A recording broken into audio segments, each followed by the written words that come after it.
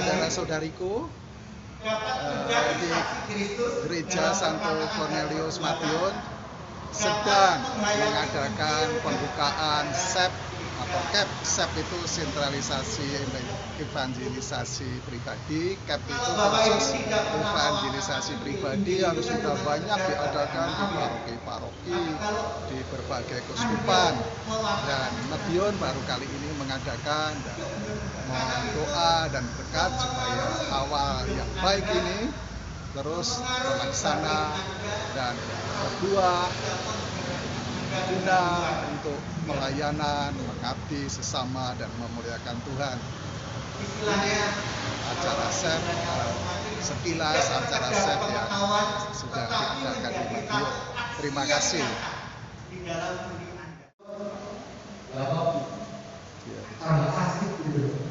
Jadi saya dulu tuh sebelum mengikuti SEP ini, saya kalau baca firman itu rasa-rasa soalnya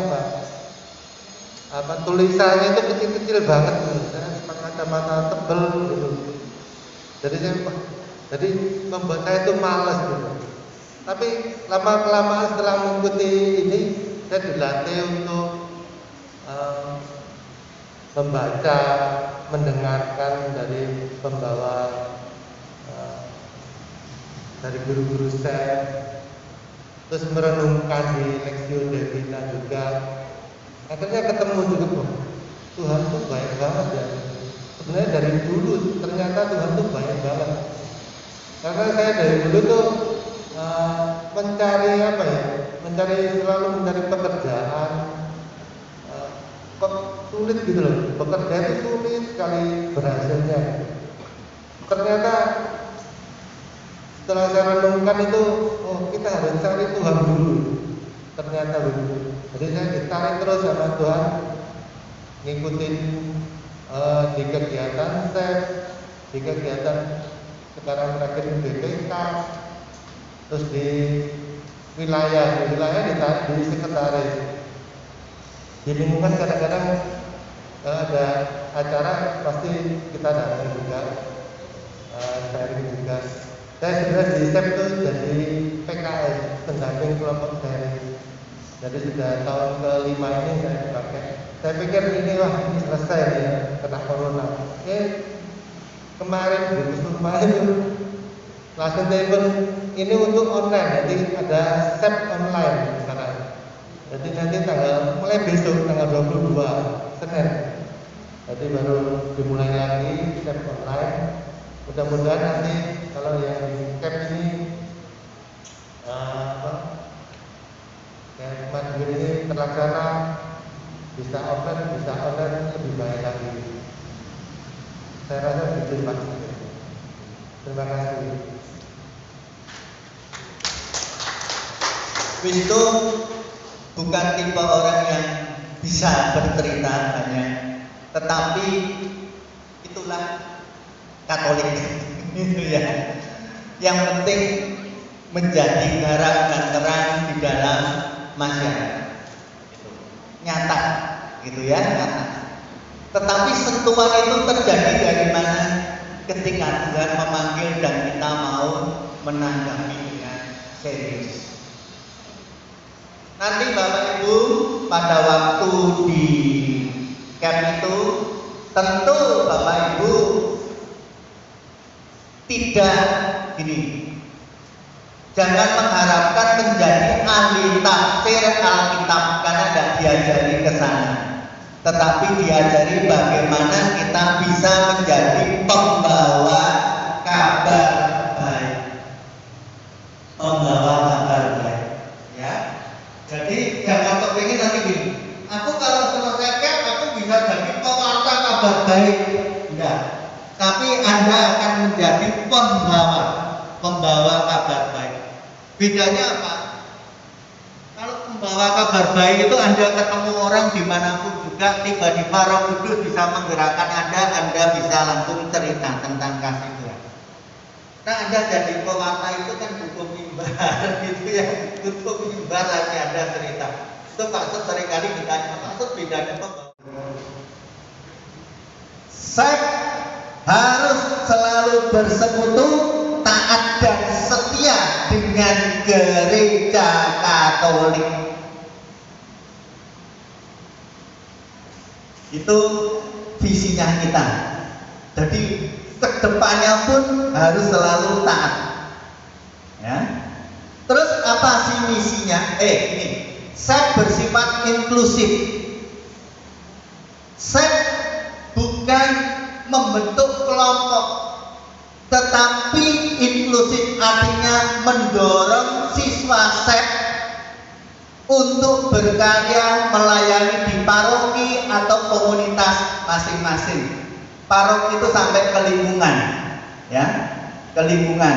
Pak Set itu, ya, saya menjadi salah satu juga penggerak lingkungan, gitu, ya. Tapi kalau di paroki saya bilang dengan Romo paroki, Romo, saya waktunya dak nanti daripada saya nanti itu janji-janji, lebih baik saya kuatin di lingkungan, ya, gitu. Nah, kelas pengajaran yang ada di SEP itu adalah kelas misi evangelisasi, pemuritan, oikos, dan ajaran gereja Katolik. Nanti yang ada di Madiun itu adalah kelas misi evangelisasi Katolik, ya. Pak Wisnu,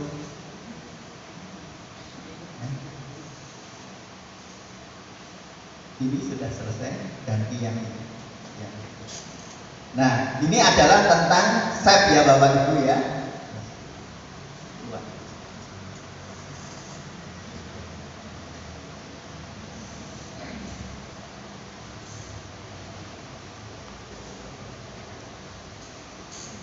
Jadi sentra evangelisasi itu di bawah keuskupan harus taat dan setia dengan gereja Katolik. Nah, terus ya sekarang. Nah, sekarang visinya SEP, ya. Setiap orang dapat melakukan tugas perutusan dan menjadi saksi Kristus melalui perkataan dan perbuatan dalam hidup sehari-hari. Ya, ini SEP, ya. Terus misinya karena terkait dengan pengajaran maka merancang kurikulum yang membantu umat mengalami relasi pribadi dengan Allah Tritunggal, terbuka dan hidup, membantu siswa untuk terbuka dan hidup dalam pimpinan Roh Kudus, ya. Terus bersaksi sebagai garam dan terang di tengah keluarga, gereja dan masyarakat. Ya. Pertama, keluarga, gereja dan masyarakat. Ya. Nah, motonya membawa Kristus ke dalam dunia kehidupanku sehari-hari. Nanti ya, kayak motonya apa? Santo Ignatius de Loyola, membawa Kristus di dalam kehidupan nyata. Ya, Santo Ignatius de Loyola.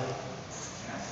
Kalau saya membawa Kristus di dalam dunia kehidupanku sehari-hari.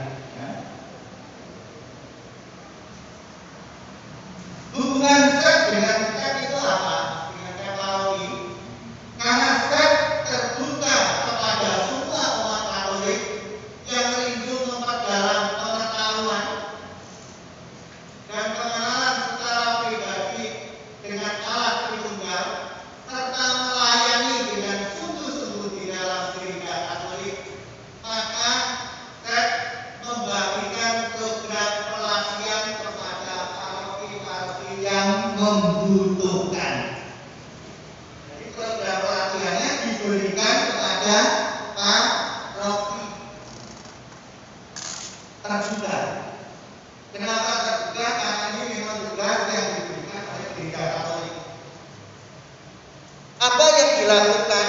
Apa yang kita lakukan? Sebetulnya kita menjabarkan dari satu dokumen yang Bapak Ibu nanti waktu di camp belajar, itu dari dokumen Evangelii Nunciandi. mewartakan kabar baik.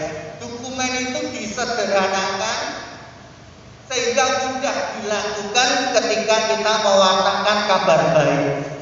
Nah, itu yang diajarkan di dalam SEP.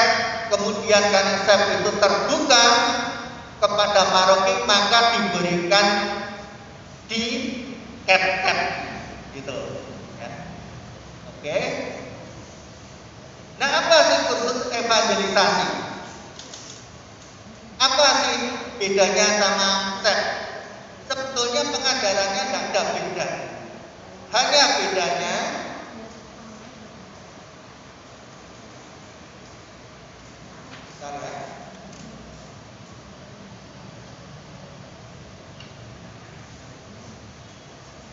CAP adalah wadah pembinaan dan pendidikan di paroki. Jadi CAP itu adalah milik paroki, bukan miliknya SEP. Tahu ya? SEP hanya mengirim modul pengajaran dan pengajar, tetapi yang bertanggung